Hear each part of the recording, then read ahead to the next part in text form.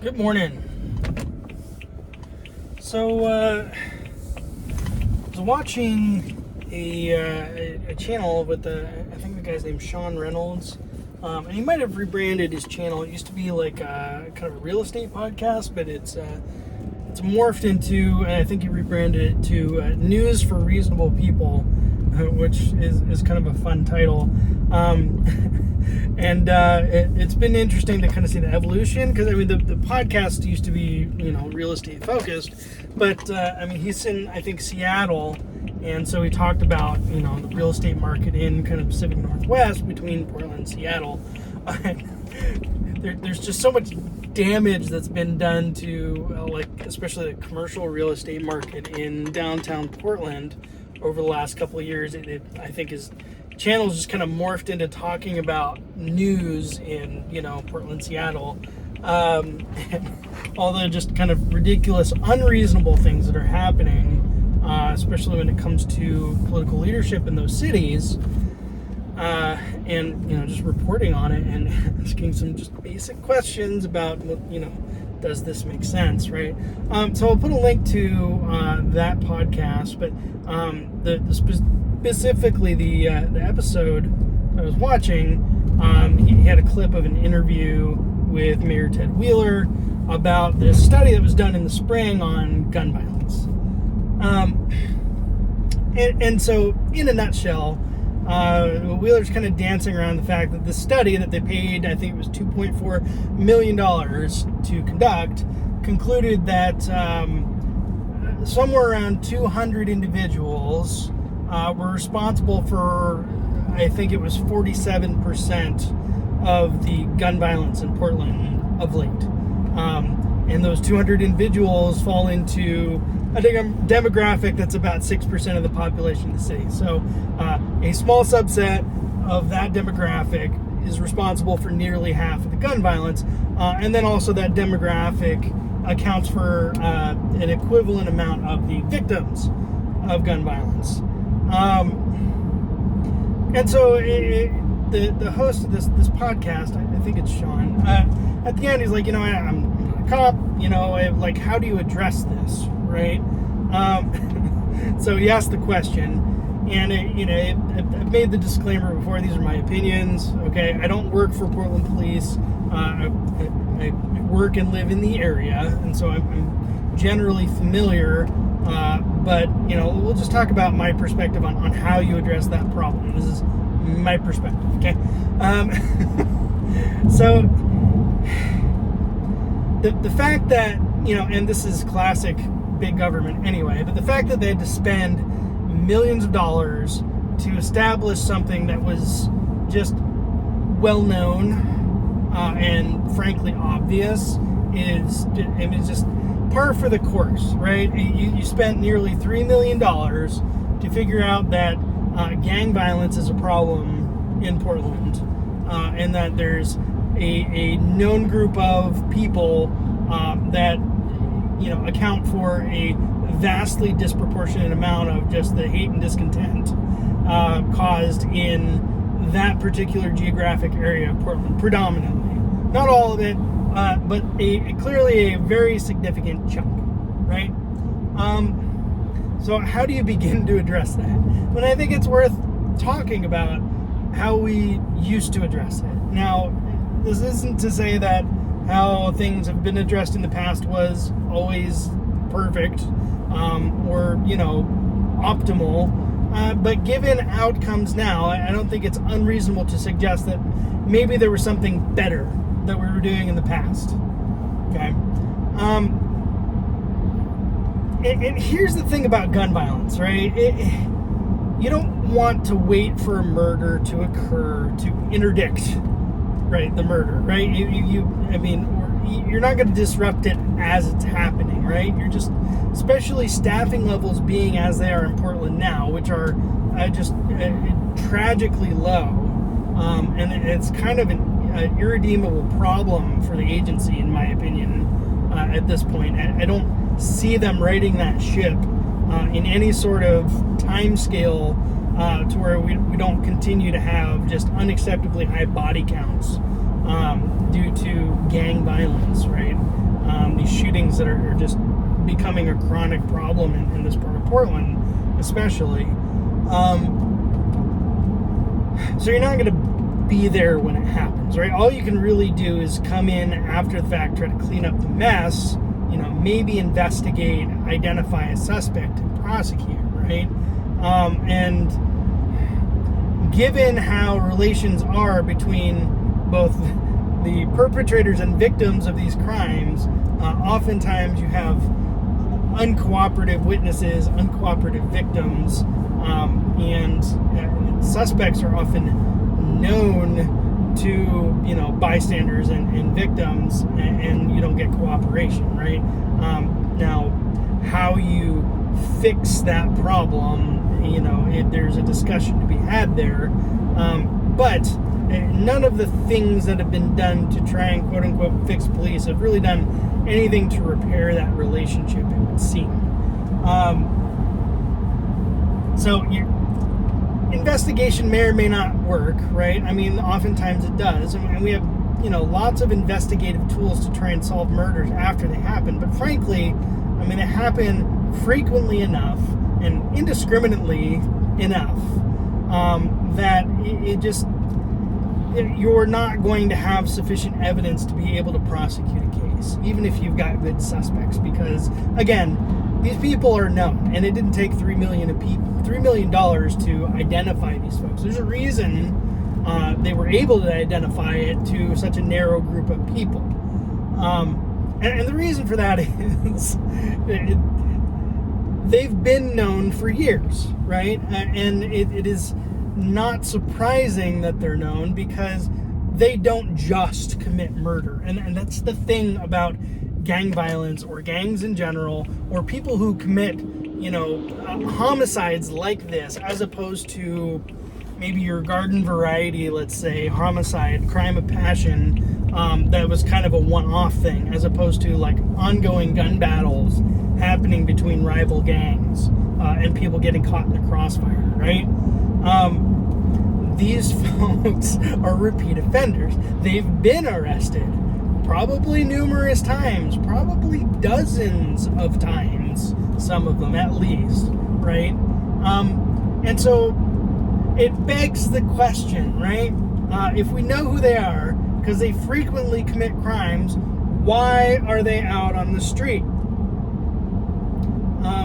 And there's another podcast I would direct you to, the podcast of the Lotus Eaters. It's by Carl Benjamin, and they were talking about another subset of crimes, but this is connected, right? This idea, and they're the host of the Young Turks, which is a far left news podcast with Cenk Uygur and Anita Sarkeesian. Well, Anita Sarkeesian's been getting roasted on social media for calling out the perpetrators of some of these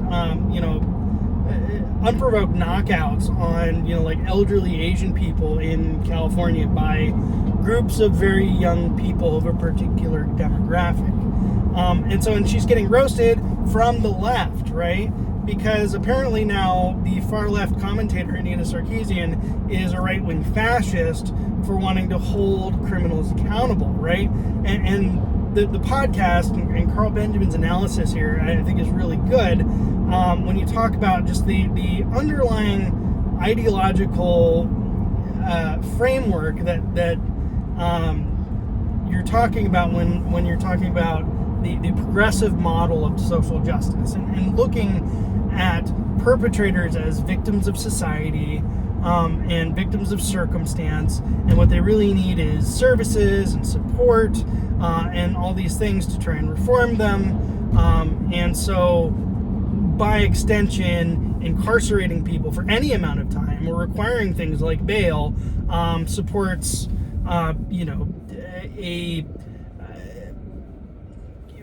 right-wing fascist ethnocratic, heteronormative, patriarchal racist society,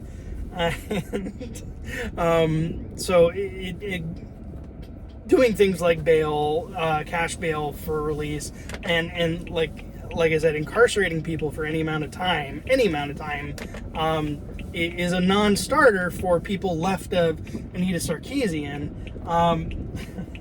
And that the fact that folks have trouble connecting that idea to the fact that we have this kind of out of control gun violence, and Anita herself is like, hey, we've had a huge surge in LA in these shooting deaths. Like, this is not okay, right?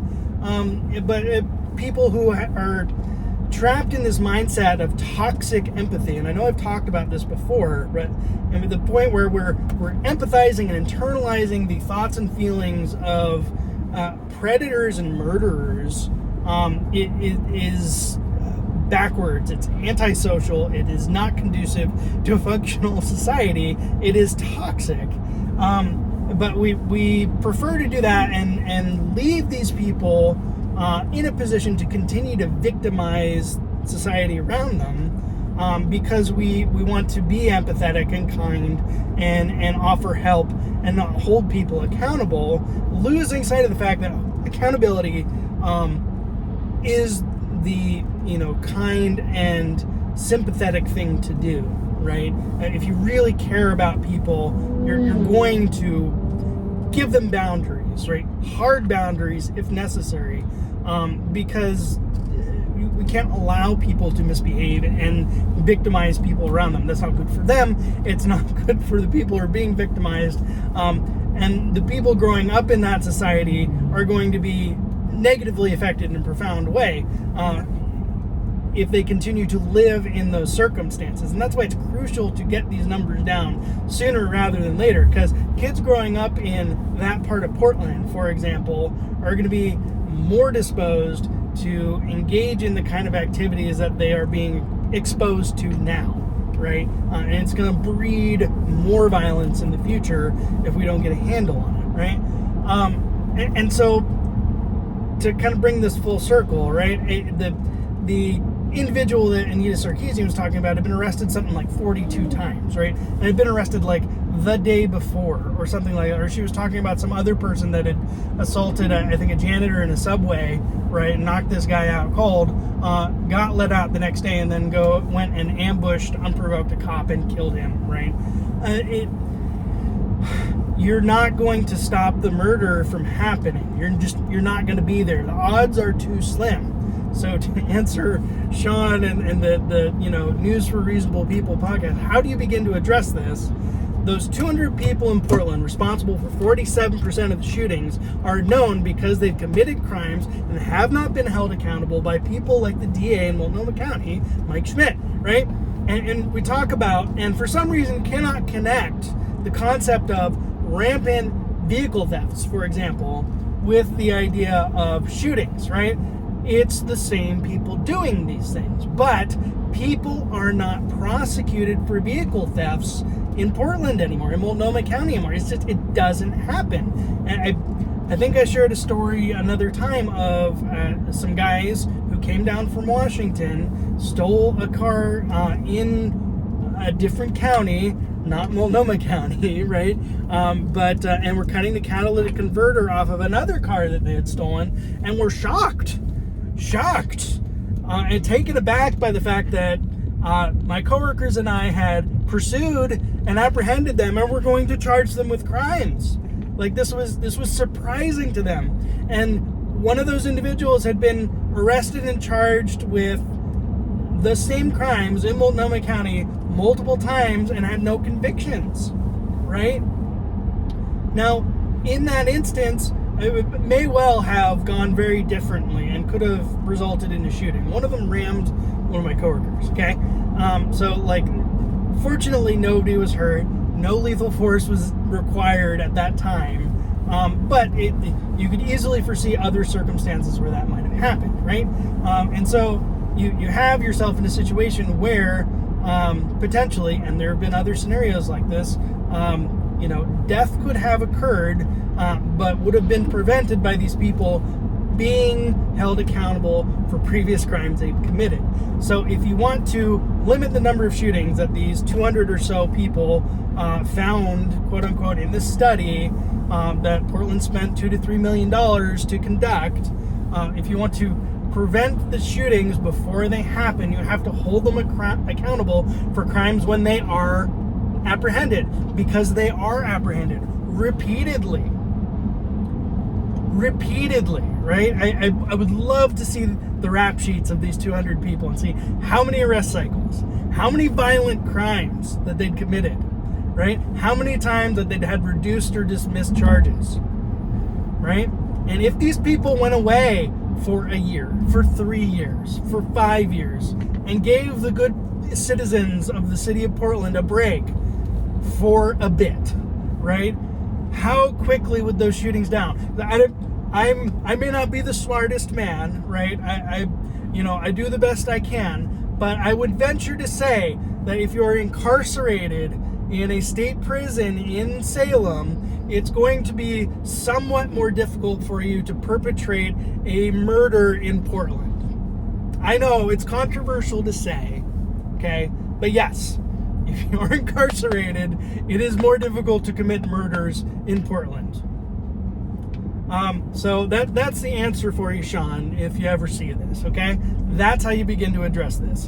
And I know this smacks of quote-unquote racist broken windows policing, but when you address the small stuff, when you take proactive policing measures, right? When you hold people accountable for the things that you have, because you know they're associated with a group of people who are engaging in more, you just can't prove it yet, and you case build, and you get convictions, and eventually send them away for longer and longer periods of time on their 30th or their 40th arrest cycle, then you will reduce the number of murders they are able to commit and the number of shootings that they perpetrate.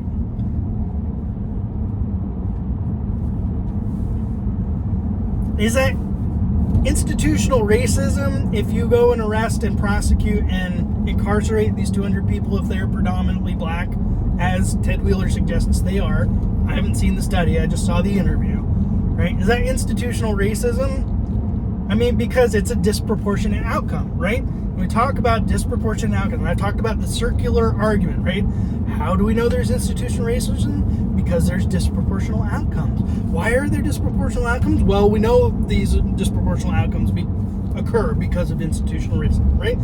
Institutional racism, disproportionate outcome, institutional racism. It's a circular argument, and it shouldn't make sense, okay? Circular arguments have their own internal logic, but you should not look at that statement and say, oh, that makes sense to me, right? It's self-justifying, okay? These are not manifestly true axiomatic statements, right? If you go and arrest the 200 or so prolific shooters in Portland, it's not because of institutional racism, even though there might end up being a disproportionate outcome. Because if you fail to do so, you will inevitably ensure a disproportionate outcome of black and brown people of color in that part of Portland being disproportionately victimized by people who we know are predators. I mean, how else do you describe people who engage that kind of behavior?